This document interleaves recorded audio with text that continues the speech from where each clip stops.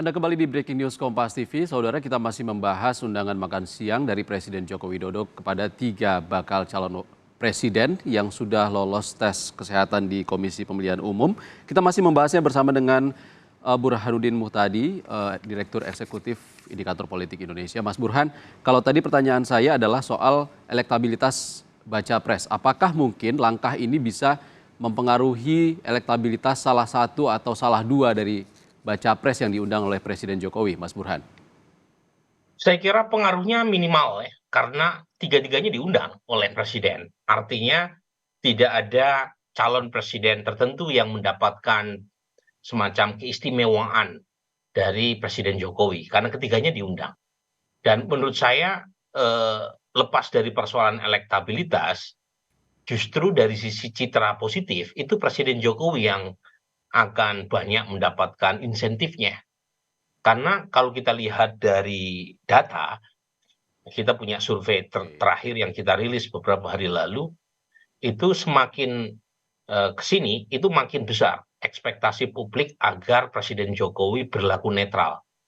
Dan sepertinya harapan publik agar Presiden Jokowi berlaku netral, data terakhir kami sekitar 75% lebih, ya, masyarakat meminta Presiden Jokowi lebih netral, sementara hanya 21% responden kita yang meminta yang berpendapat bahwa Presiden Jokowi itu boleh mendukung salah satu calon. Nah, artinya semakin belakangan harapan publik makin tinggi, mungkin berkaitan dengan munculnya nama Gibran yang notabene adalah putra Presiden Jokowi, sehingga publik merasa khawatir, terutama dari basis pendukung Mas Ganjar maupun Mas Anies, bahwa pemerintah dikhawatirkan tidak bersifat imparsial karena ada putra presiden di situ. Jadi itu yang menjelaskan. Beberapa waktu lalu hanya kisaran 60% yang meminta presiden bersikap netral. Belakangan udah 75%. Nah, kalau kita telisik, ya siapa mereka yang meminta presiden lebih netral, itu memang konstituen dari partai-partai pendukung Mas Ganjar dan Mas Anies. Kemudian dilihat dari sisi pendidikan, umumnya pendidikannya lebih tinggi.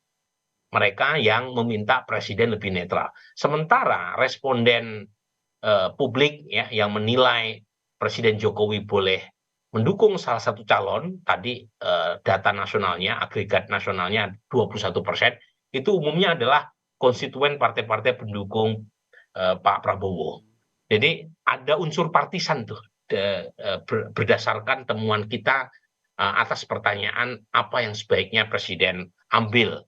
Nah, menurut saya pertemuan siang ini itu menaikkan citra Presiden Jokowi karena belakangan kan disasar oleh berbagai macam kritik ya, dan tudingan bahwa Presiden Jokowi dikhawatirkan tidak netral.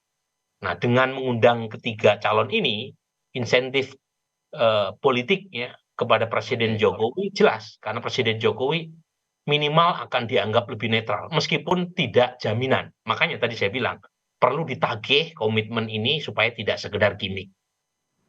Oke, Mas Burhan, kalau tadi Anda sempat mengatakan kita tak boleh, bagi yang menuntut presiden atau pemerintah untuk netral, tidak boleh serta-merta percaya dengan gestur yang dilakukan oleh Presiden Jokowi hari ini. Karena pemilu masih akan diadakan 14 Februari nanti. Masih ada perjalanan yang cukup panjang, dan apa yang seharusnya ditunjukkan oleh pemerintah dan juga Presiden Jokowi untuk membuktikan kalau pemerintah itu netral dalam Pilpres 2024 ini. Tapi jangan dijawab dulu, kita masih akan kembali usai jeda.